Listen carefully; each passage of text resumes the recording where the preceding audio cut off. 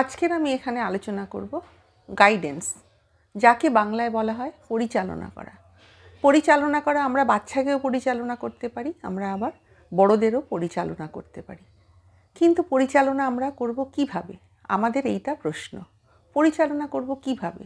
কিন্তু আমরা আমাদের ইচ্ছাটাকে কখনো যাকে পরিচালনা করব তার উপর কখনো যদি জোর করে চাপিয়ে দিই, সে কিন্তু ঠিকভাবে মানুষ হতে পারবে না। অর্থাৎ আমি যখন যাকে গাইডেন্স করব, আমি দেখব যে সে কোন পথে চলতে চাইছে, তার ইচ্ছাটা কী, আমাকে তাকে সেই দিকে লক্ষ্য রাখতে হবে। তাহলে আমি অনেকগুলো এখানে গাইডেন্সের অনেকগুলো রুলস রয়েছে, কিন্তু আমি আজকে দুটো আলোচনা করব।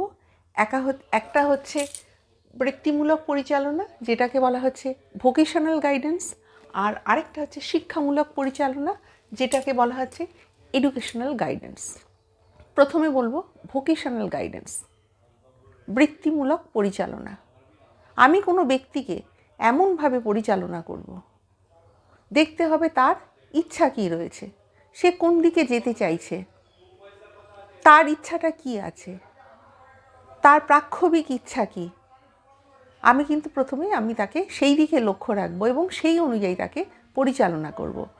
বৃত্তিমূলক আলোচনার মূল কথা হলো তার যে ইচ্ছা, তাকে উপযুক্ত পথে গাইড দিয়ে তার ইচ্ছা অনুযায়ী যে পথে সে ভালোভাবে পারফর্ম করতে পারবে, সেই মতো আমি তাকে গাইড দিয়ে তাকে সেই পথে চালনা করে তাকে বৃত্তির পথে তাকে কিন্তু আগ্রহান্বিত করব, বা তাকে সেই পথে চালিত করে ভবিষ্যতে তাকে কিন্তু সেইভাবে তৈরি করব।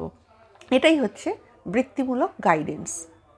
তার মানসিক দিকে লক্ষ্য রাখতে হবে, তার ইচ্ছার দিকে লক্ষ্য রাখতে হবে, এবং তার যে শিক্ষামূলক তার যে ক্ষমতা, আমাকে কিন্তু সেই দিকে লক্ষ্য রাখতে হবে।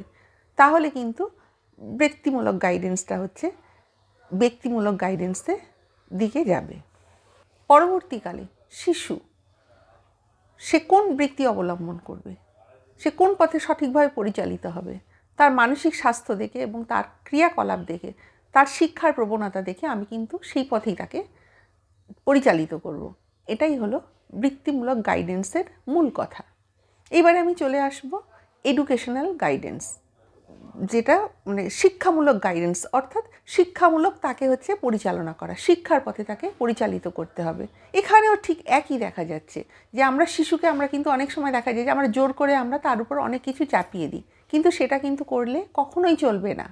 আমাকে দেখতে হবে তার কী ইচ্ছা রয়েছে, সেই যদি তার ইচ্ছা অনুযায়ী যদি চলে, এবং দেখা যাচ্ছে হয়তো কোনো ক্ষেত্রে তার হয়তো পারফর্ম করার ইচ্ছা খুব ভালো রয়েছে, তার অভিজ্ঞার ফলগুলো দেখতে হবে, কোন বিষয়ে সে কিন্তু ভালো নম্বর পাচ্ছে, সেই অনুযায়ী কিন্তু তাকে ভালোভাবে আমাকে কিন্তু লক্ষ্য রাখতে হবে।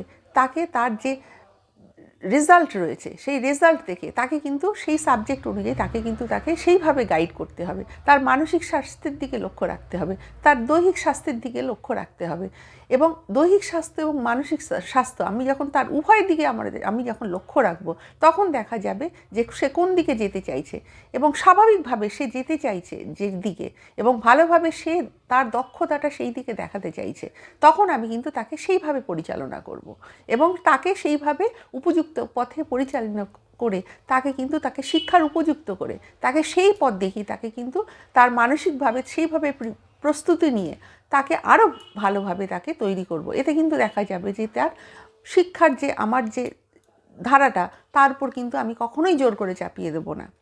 আমি দেখব যেটাতে সে ভালো পারফর্ম করছে, আমি কিন্তু সেই অনুযায়ী তাকে পরিচালনা করব।